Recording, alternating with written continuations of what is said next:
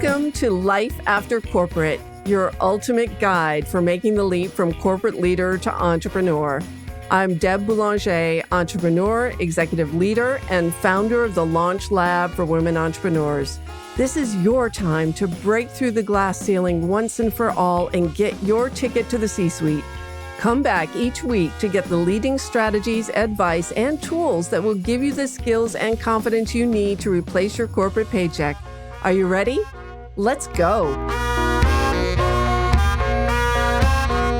Welcome back to another episode of Life After Corporate, my friends. And today we're talking about the art of the big talk, stepping into the big red circle with my friend and colleague, Tricia Brouk. Tricia, we're going to talk today about how you can grow your influence, become a featured speaker on a big stage. And some of us naturally gravitate to the spotlight, while others of us might feel like we need a lot of coaching and some mindset work to gather up the courage to get on stage. So wherever you are on this spectrum of desire and confidence to match it, you will receive incredible insights from our special guest today, Tricia Brouk. So Tricia is an international award-winning director. She has worked in theater, film, and television for 3 decades. She founded the Big Talk Academy, where she certifies speakers in the art of public speaking. And she was the executive producer of Speakers Who Dare and TEDx Lincoln Square,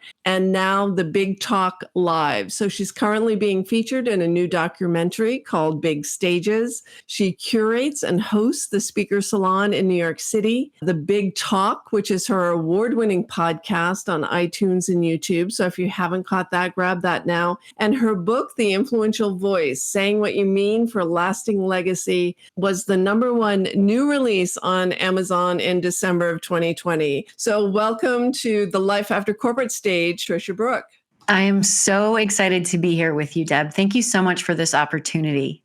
Oh, I know from our past experience and bringing you on as a guest expert at Elevate Network that our listeners and our viewers have a lot to look forward to today. So the world's a stage, right? And for many coaches, consultants, and speakers, we long to get that coveted spot in the red circle. And maybe it's FOMO or fear of missing out because we see our colleagues and maybe they've booked a talk, or we've seen others who are now famous, like Mel Robbins and Brene Brown and so many others, where getting into the red circle has become the holy grail of speaking opportunities. It can really be a launch pad to a bigger speaking career and to more notoriety in your category. So you, as the former producer and director of TEDx Lincoln Square and in your speaker salon, what I notice is you have a very different approach to your clients than other speaking coaches. And I think it's because of your experience and your background. So tell us a little bit more about how you've come to where you are right now. I grew up in Arnold, Missouri on a small farm, and my grandmother had an 8th grade education, never learned to drive the car, and I learned how to shoot a gun with my grandfather, and we would shoot squirrels and have them for lunch. This is where I came from, Deb. And when I was 7 years old, I saw my sister performing at a recital, a dance recital. She was dressed as a pink poodle, and I didn't want to be a pink poodle, but I thought, I want to be on stage. That's a thing. Dancing is a thing. And I enrolled in dance classes and immediately became extremely obsessed with ballet and Gail C. Kirkland and PBS and Dance Magazine and Baryshnikov. And my dance teacher started taking me to New York City. I was coming to the city to take dance class and to compete in dance competitions, and really knew that I would be moving to New York City to pursue a career as a classically trained dancer. Did exactly that, had an incredible career in New York, dancing all around the world in opera houses in Paris, Lisbon, Palermo, Lincoln Center in New York City, Brooklyn at BAM, and realized that my legacy was limited and my impact was limited to the number of people in the theater and the length of the time I was on stage. Because dance is a fleeting art form. It's over. When the show's over, it's over. Realized that I wanted to really leave a legacy and impact the world and leave it better than when I was here. I've never wanted to have children. I've always wanted to have a great impact. And so I started making films, television, working in television, producing theater, musicals. And that was how I was having a bigger ripple effect by producing shows and working with actors who would go on to be in other shows and create this environment of kindness and love and safety, which wasn't necessarily what dancers experienced from their directors or choreographers. And that's where I realized I was a great leader. I was really meant to lead and lead with loving kindness. Was minding my own business, doing my own thing. And my friend Petra Kolber, who is an influencer and an author and an incredible woman, reached out to me and said, I just landed a TED stage. I want you to direct me. And I thought, that sounds super fun, just like a one-woman show. We'll work on intention, we'll work on choreography and blocking, and we did. And unlike working with my actors, where it's all about them, I love my actors, thought leaders, it's all about the audience. It's all about the message. It's all about the idea and the impact. And I was very inspired by working with her. Didn't think anything of it. And she planted the seed, Deb. She said, you should do this. And I thought, do what? People pay for speaking coaches? Yes, they do. Apparently they do. Had zero online presence. I was not on Facebook. I was not on Instagram. I had absolutely zero online presence. Had a call with John Lee Dumas, and he said, you should just do a podcast, like do 3 episodes, create some credibility around what you do and see if you can start that way. Well, over 385 episodes later, I jumped in head first, all of a sudden had all of these speakers, nowhere to put them. Word got out on the street that I was supporting speakers. I had nowhere to put them. Well, the best place to put speakers is on a TED stage. So I applied and got my license and became the executive producer of TEDx Lincoln Square. Absolutely loved producing the show. Produced it for 2 years here in New York City. And determined that I wanted more creative control. So I stepped down from producing that show, began producing my own show, Speakers Who Dare, along with my co-producer, Jamie Broderick, and realized that I have this opportunity to amplify and elevate voices and help people tell their stories from big stages. And that was the lasting legacy. That was the ripple effect. Every single speaker I support, every single stage they step on, every person in that audience is being impacted by them. And that is how I got here today. I love your story so much. And, especially from that young child who just innocently followed her passion of wanting to dance and wanting to be on stage, and how your connection to your own soul's purpose has led to this path unfolding so beautifully and this desire to impact others. And if you're listening to the podcast and you're not seeing the video, behind Tricia is a blackboard with big love on it and hearts. And that was the feeling that I got from you when we did that Elevate Network event together. I said, I've spoken with a lot of speaking coaches, and you are so much more than that. And the love shines through because you take a vested interest. I follow you on social media, and you're always putting your clients who are speakers forward, and you're just as vested in their success as you are in your own, if not more so. And that's part of what your success is being so invested in other people's success. So that's why I am so excited to have you here today, because you're so in alignment with my own values of leaving a legacy by empowering others to have more confidence, to get out in front, to make a difference with your thoughts and your ideas. And that brings me to my first question, which is, how can you tell if you have an idea that's worth spreading? I mean, not all ideas are fit for a TED stage. If your idea is meant to inspire someone to think differently and to potentially take action upon leaving the theater, that is an idea worth spreading. If you are teaching a talk through bullet points so someone buys your book or invests in your program, that is absolutely not a TED style talk or an idea worth spreading. And for everyone who's listening or watching, the best book, the absolute perfect book for you to understand what it means to take a TED stage or to step into that red circle, it's Chris Anderson's book, TED Talks, The Ultimate Guide to Public Speaking. This is truly an art form. And if you want to step into that red circle, absolutely get this book now so that you can learn the language, because there is a language. There is a language of TED. There's an art form in these talks. talks that is different from a keynote. It's different from a panel. It's different from a presentation. It's really meant to serve the audience so that they adopt your idea as their own, think differently, and potentially take action upon leaving the theater. That's amazing. And so it's not a webinar. You're not pitching your services. You're not making an offer at the end. It's quite a different experience. So once you have an idea that's worth spreading and you've vetted it, and what was that book again? We'll have the producers put it in the show notes as well. It's by Chris Anderson, the curator of TED, and it's called TED Talks, The Ultimate Guide to Public Speaking. Wonderful. So grab that book. But how do you get booked on a TED stage? And I've heard so many nightmare stories and seen so many nightmare videos from people who I know who've gotten booked at a TED stage, and the lighting was wrong, the audio was bad. So there's number one, having an idea we're spreading. And number two is, how do you pick the right stage?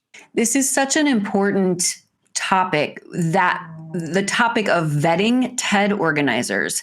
Let's go back to the good first, and then we'll move into the why you need to vet the organizers. Many people feel that they need to have an entire script written or believe they need to have their whole talk written before they can apply. Most applications have the same kind of format. What's your idea worth spreading? Describe the idea. Why are you the person to talk about this idea? And how is your idea going to serve our community? Those are the questions. Sometimes they ask for a video. Usually that's the first round. And if you make it past that round, then they'll ask for a video. And usually the video is between 2 and 3 minutes. You get sometimes between 200 and 300 words or one sentence for your idea worth spreading. That's why many people are afraid. And going back to the mindset, when you understand that your powerful message and your story and your idea worth spreading is meant to serve communities and is meant to be heard by that one person so that you can change and even save their life, all of the fear of applying will go away because you're doing this out of service. Taking a TED stage is going to give you that visibility and that credibility. And because the platform and the brand is so rock solid, you have an opportunity to reach more people. That's the first thing. Be sure and clear that you don't have to have a fully realized talk in order to apply. The second thing is to apply to as many events as possible using their theme specifically to your application. Applying to one event a year is going to be a little bit harder for you to land that stage than if you apply to all of the events that are open in current application season. This takes me to why it's important to vet the organizers. The one question when I was an organizer that they did not ask upon me applying for a license was, do you know how to produce an event? They didn't ask that question. There's a lot of organizers who love TED, who love ideas worth spreading, who have absolutely no idea how to produce an actual event. That means lighting. That means sound. That means video. That means a production calendar. That means a tech rehearsal. That means script analysis and support for you. This is not easy. Writing an amazing TED Talk, an amazing 8 to 12 to 18 minute talk is very difficult. And if you think you're going to spend 9 months, 8 months writing this talk, memorizing this talk, and you get to the theater and the lighting is bad and the sound is bad, guess what? You cannot do anything about it. That lives online for eternity. Be really, really mindful of whose stage you decide to apply to be on. Super important. So how do you do that when you're searching for, so this is great advice. Number one, your idea doesn't need to be fully baked. Number two, apply to all of them, and then vet your producers. So how do you do that if you're applying to all of them? So someone comes in and says, hey, we'd love to have you on our stage. You need to ask them a series of questions. Is that right? Absolutely. Do you have a tech rehearsal? Do you have a co-producer? Do you have a lighting designer? Do you have a stage manager? Do you have a tech director? I'd love to see the links to your videos from last year. How long have you been producing this show? If they're a brand new organization, they don't have anything to show you, which means you have to ask all of these questions. Will you have a tech rehearsal? Are you planning to go through my script word for word? Will I have any support along the way? Is there a coach inside of the program program or inside of the event that I can reach out to if I have questions. It's really, really important that you ask those questions, because if you say yes to an event and they have done things like asked you to coffee 5 times before they booked you, it's only going to get worse. If it's hard before they give you a yes, it's going to get harder after you are on that stage. And also, do your due diligence. Before you start applying to all of the events, go on YouTube and watch the videos. Go on TED.com and watch the videos from this specific event. The events like the big cities, TEDx Chicago, TEDx San Francisco, TEDx Broadway, TEDx Marin, TEDx California, TEDx UCLA. Those big events are most likely going to be well produced. There is a new event happening at TEDx Rutgers Camden. They're brand new, and I didn't know anything about them. And I have several of my speakers who applied and were chosen. Now, they have shown me that they are doing a beautiful job because they're extremely communicative. I've already reached out and said, what does the stage look like? I want to know what their tech rehearsal is. They're doing a beautiful job with communicating with the speakers. This is new. I don't know how it's going to end, but it's starting really, really well, which is why it's important, if it's a new event, that you're in constant communication with the organizers. And that's a wonderful service that you're providing, that you're actually helping your clients vet the producers and vet the stage. I mean, really, you impress me so much, Tricia. I'm such a huge fan. So now that we've got the talk, we've been accepted, we've vetted the producer, we've got the right stage, how do we really deliver a wow experience to the audience? You mentioned memorization. I know that's key, but what happens, you get into that red circle, nerves can take over. How do you really deliver a great experience for that audience that reflects well on your brand at the end of the day? It starts with the pre-production. It really understanding that you have to write a very powerful talk, which includes, for me, theatricality. I'm from theater. If you tell me you can play the guitar, I might make you play the guitar on stage. If you tell me you can dance or roller skate, I might ask you to incorporate that inside of your talk. So think outside of the box. I recently worked with a speaker who reached out to me and said, I just landed a TED stage. It's in India. It's remote. It's in 10 days. Now, normally, Deb, I would have said, run for the hills. If somebody asks you to do a TED Talk in honestly less than 2 months, it's going to be really hard on you. They're clearly not organized. That's another thing that you want to think about. This particular speaker, however, had gone through the speaker salon with me in New York City, and she said, I've been channeling the talk. Now, I believed her. I believe that she actually could channel the talk. And we worked over a weekend together to write her 15-minute TED Talk. Now, other part of this that was so important that you hear, and I want you all to go to TED.com and search for Jessie Johnson's talk. She said, I asked her, is this live? Are you going to be live streaming virtually? And she said, no, they want me to share a video. And I thought, the world just opened up to us, Jessie. I want a 2-camera shoot. I want a drone. I want you to shoot outside. You just moved to Sedona. The backdrop of your home is gorgeous. I want B-roll of you and your husband, and I want voiceovers and music. Wow. That is what I'm inspiring everyone to think about when it comes to the possibility of taking a stage, whether it's a TED stage or not. When you are thinking about the art of speaking, how are you going to impact the audience? Clickers and bullet points ain't it. Think bigger, think what's possible, think through a theatrical lens. And I used to say that my event was theatrical academia. We would learn a lot and be entertained at the same time. That is what I'm talking about when it comes to the wow factor. Think bigger, think what's possible, show up as outside of the box as you can, because it is possible to inspire us through speech, through audio, through music, through visual. And that's how I want everyone to think about what it means to take a big stage. So do you recommend that instead of just doing a compelling talk and doing a monologue from the red circle, that you actually include more media elements in your talk as well, as needed? If it serves the talk, absolutely. If you standing in one place, one of my speakers at the Speaker Salon, who's going to be taking the stage on November 10th in New York City, he's 11 years old. He's from Germany, and his talk is about how money can make you happy. Wow. His simple stance, center stage, the entire time is all we need. That's amazing. So there's so many inspirational stories, and well, why don't you tell us one or two more? And then I'd love to hear, I'm sure our listeners are thinking, well, what are some of the mistakes that I should be avoiding? So you decide, do you want to talk about mistakes first or positive stories first? There's so many positive stories. What I know to be true is that the process, if you are considering going through this process, it is transformational.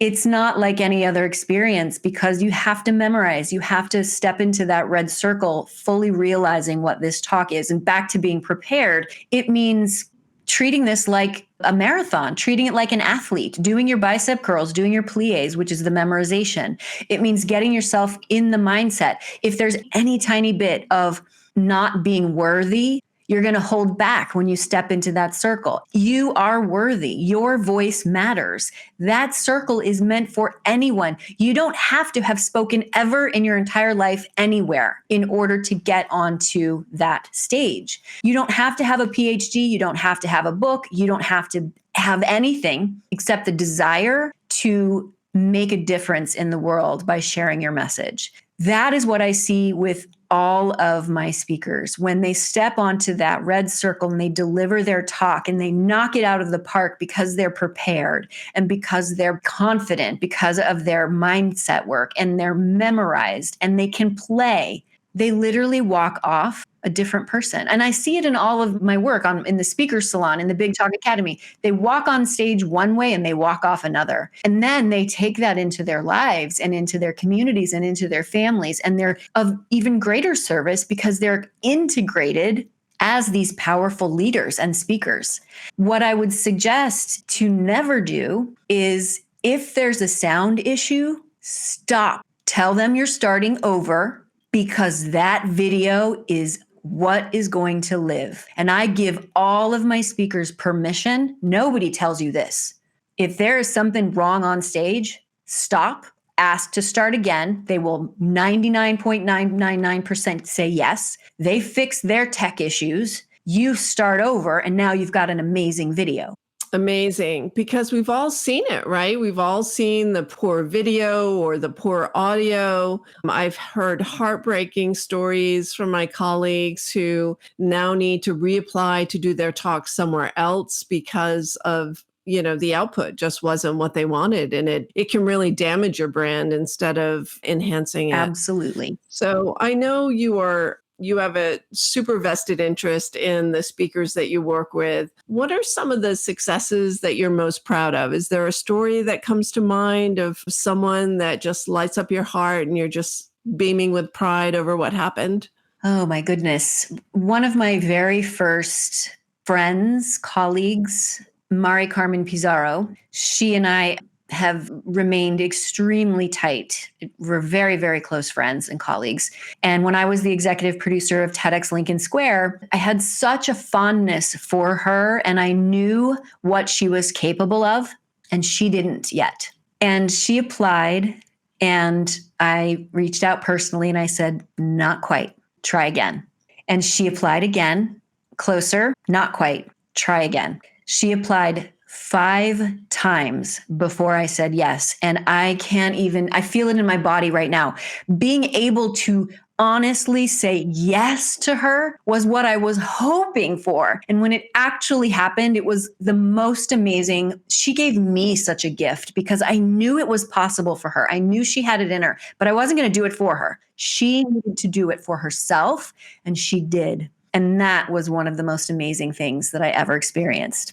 I know how excited I am to take your speaker salon. I really can't wait. It's because I just, from what I've seen of you, from every time I speak with you, you have incredible talent to bring out the talent of the speakers that you work with. And And the fact that you bring the full production together makes you unique, really, in this entire marketplace. So I'm sure there are people who are listening to this podcast, or maybe they've seen a clip of these videos, and they'd love to work with you to become a more powerful speaker or to get on a TED stage. How does that all happen? Super easy. You can reach out to me on my website, triciabrouk.com. Also, you could go to thespeakersalon.com. And I would love to offer your listeners a chapter of my book, The Influential Voice, by going to theinfluentialvoicebook.com/chapter. And we'll post all of those links in the show notes so that you can just grab them there.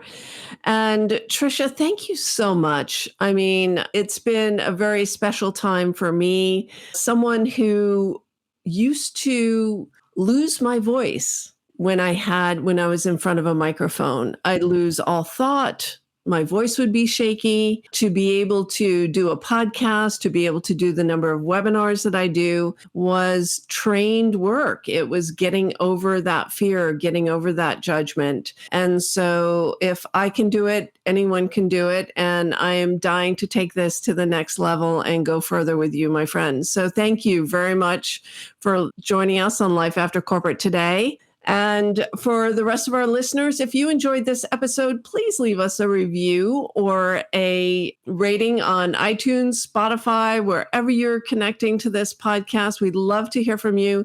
Be sure to reach out at Tricia at the links we provide and watch as she produces more TEDx speakers that are wowing the TED stage. Thank you so much, Tricia. It's been great having you here. Thank you so much, Deb. I appreciate you. All right. See you next time, everyone.